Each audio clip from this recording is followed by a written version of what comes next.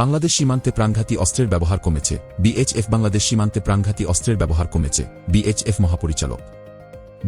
মহাপরিচালক পঙ্কজ কুমার সিং বলেছেন, বাংলাদেশের সঙ্গে ভারতের সীমান্তে অপরাধ দমনে প্রাণঘাতী অস্ত্র ব্যবহারের ঘটনা উল্লেখযোগ্যভাবে কমেছে, কিন্তু অপরাধীরা এর সুযোগ নিচ্ছে। নয়াদিল্লিতে সংবাদ সম্মেলনে পঙ্কজ কুমার সিং বলেন, বাংলাদেশ সীমান্তে নিরাপত্তা পরিস্থিতি ভালো, কিন্তু অনুপ্রবেশের বিষয়টি রয়ে গেছে। তিনি বলেন, বাংলাদেশ ফ্রন্টে কিছু ছোট আইটেম সহ মাদক ও অস্ত্র চোরাচালানের উদাহরণ রয়েছে, তবে সামগ্রিকভাবে পরিস্থিতি ভালো হয়েছে। বিএইচএফ প্রধান বলেন, ভারত বাংলাদেশ সীমান্তে প্রাণঘাতী অস্ত্রের ব্যবহার ব্যাপকভাবে কমে গেছে। কিন্তু উল্টো দিক হল, অপরাধীরা এটা জানে এবং তারা আমাদের সৈন্যদের উপর হামলা করে। যাই হোক, এই ধরনের পরিস্থিতিতে সৈন্যদের প্রাণঘাতী অস্ত্র ব্যবহারের অনুমতি রয়েছে। তিনি বলেন, ভারত সরকার বাংলাদেশ ফ্রন্টের জন্য আমাদেরকে আরও অস্ত্র দিচ্ছে, যেগুলো প্রাণঘাতী নয়। পঙ্কজ কুমার সিং বলেন, ভারত সরকার বাংলাদেশ ও পাকিস্তানের সীমান্ত পাহারা দেওয়ার জন্য মোতায়েন বিএইচএফের জন্য সার্ভিল্যান্স ক্যামেরা, ড্রোন ও অন্যান্য মনিটরিং গ্যাজেট সংগ্রহের জন্য ৩০ কোটি টাকার তহবিল অনুমোদন করেছে এবং ৫,৫০০ ক্যামেরা বরাদ্দ করছে। তিনি বলেন, আমরা সীমান্ত এলাকায় নজরদারি বাড়ানোর চেষ্টা করেছি। পশ্চিম ও পূর্বে অর্থাৎ পাকিস্তান ও বাংলাদেশ সীমান্তে সার্ভিল্যান্স ক্যামেরা ও ড্রোন ব্যবহার করব। তার মতে, বাংলাদেশ ও পাকিস্তানের সীমান্ত থেকে ভারতীয় ভূখণ্ডের অভ্যন্তরে ১৫ থেকে ৫০ কিলোমিটার পর্যন্ত বিএইচএফের এখতিয়ার বাড়ানোর সিদ্ধান্তের পর বিএইচএফ সীমান্ত অপরাধ মোকাবিলায় আরও বেশি সাফল্য পেয়েছে। এই সিদ্ধান্তের ফলে ঘটনা শনাক্ত ও অপরাধীদের আটকের হার সামান্য বেড়েছে। বিএইচএফের এখতিয়ার বাড়ানোর এই সিদ্ধান্তের সমালোচনা করেছিল পশ্চিমবঙ্গের ক্ষমতাসীন তৃণমূল কংগ্রেস। পঙ্কজ কুমার সিং বলেন, বিএইচএফ কিছু কম খরচের প্রযুক্তির মাধ্যমে সমাধান তৈরি করেছে, যা সীমান্ত এলাকায় কার্যকর নজরদারি স্থাপনে সহায়তা করবে। তিনি আরও বলেন, বিদেশি সরঞ্জামগুলো খুবই ব্যয়বহুল, তাই আমরা কম খরচে সেন্সর ও সার্ভিল্যান্স ডিভাইস তৈরি করেছি। পাকিস্তান সীমান্তে ড্রোনের অবৈধ কার্যক্রম তাদের জন্য একটি প্রধান চ্যালেঞ্জ বলে উল্লেখ করেন পঙ্কজ কুমার সিং।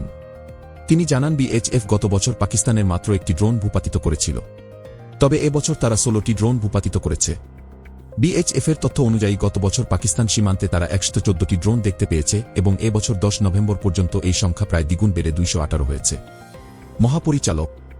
বিএইচএফ মহাপরিচালক পঙ্কজ কুমার সিং বলেছেন, বাংলাদেশের সঙ্গে ভারতের সীমান্তে অপরাধ দমনে প্রাণঘাতী অস্ত্র ব্যবহারের ঘটনা উল্লেখযোগ্যভাবে কমেছে, কিন্তু অপরাধীরা এর সুযোগ নিচ্ছে। নয়াদিল্লিতে সংবাদ সম্মেলনে পঙ্কজ কুমার সিং বলেন, বাংলাদেশ সীমান্তে নিরাপত্তা পরিস্থিতি ভালো, কিন্তু অনুপ্রবেশের বিষয়টি রয়ে গেছে। তিনি বলেন, বাংলাদেশ ফ্রন্টে কিছু ছোট আইটেম সহ মাদক ও অস্ত্র চোরাচালানের উদাহরণ রয়েছে, তবে সামগ্রিকভাবে পরিস্থিতি ভালো হয়েছে। বিএইচএফ প্রধান বলেন, ভারত বাংলাদেশ সীমান্তে প্রাণঘাতী অস্ত্রের ব্যবহার ব্যাপকভাবে কমে গেছে। কিন্তু উল্টো দিক হল, অপরাধীরা এটা জানে এবং তারা আমাদের সৈন্যদের উপর হামলা করে। যাই হোক, এই ধরনের পরিস্থিতিতে সৈন্যদের প্রাণঘাতী অস্ত্র ব্যবহারের অনুমতি রয়েছে।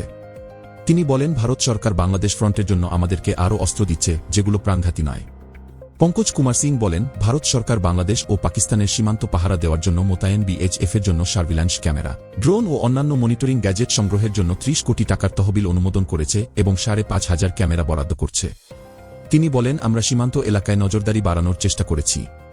পশ্চিম ও পূর্বে অর্থাৎ পাকিস্তান ও বাংলাদেশ সীমান্তে সার্ভিল্যান্স ক্যামেরা ও ড্রোন ব্যবহার করব। তার মতে, বাংলাদেশ ও পাকিস্তানের সীমান্ত থেকে ভারতীয় ভূখণ্ডের অভ্যন্তরে ১৫ থেকে ৫০ কিলোমিটার পর্যন্ত বিএইচএফের এখতিয়ার বাড়ানোর সিদ্ধান্তের পর বিএইচএফ সীমান্ত অপরাধ মোকাবিলায় আরও বেশি সাফল্য পেয়েছে। এই সিদ্ধান্তের ফলে ঘটনা শনাক্ত ও অপরাধীদের আটকের হার সামান্য বেড়েছে। বিএইচএফের এখতিয়ার বাড়ানোর এই সিদ্ধান্তের সমালোচনা করেছিল পশ্চিমবঙ্গের ক্ষমতাসীন তৃণমূল কংগ্রেস।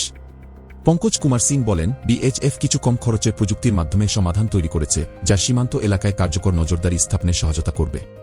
তিনি আরও বলেন, বিদেশি সরঞ্জামগুলো খুবই ব্যয়বহুল, তাই আমরা কম খরচে সেন্সর ও সার্ভিল্যান্স ডিভাইস তৈরি করেছি। পাকিস্তান সীমান্তে ড্রোনের অবৈধ কার্যক্রম তাদের জন্য একটি প্রধান চ্যালেঞ্জ বলে উল্লেখ করেন পঙ্কজ কুমার সিং। তিনি জানান, বিএইচএফ গত বছর পাকিস্তানের মাত্র একটি ড্রোন ভূপাতিত করেছিল, তবে এবছর তারা ১৬টি ড্রোন ভূপাতিত করেছে। বিএইচএফের তথ্য অনুযায়ী গত বছর পাকিস্তান সীমান্তে তারা ১১৪টি ড্রোন দেখতে পেয়েছে এবং এবছর ১০ নভেম্বর পর্যন্ত এই সংখ্যা প্রায় দ্বিগুণ বেড়ে ২১৮ হয়েছে।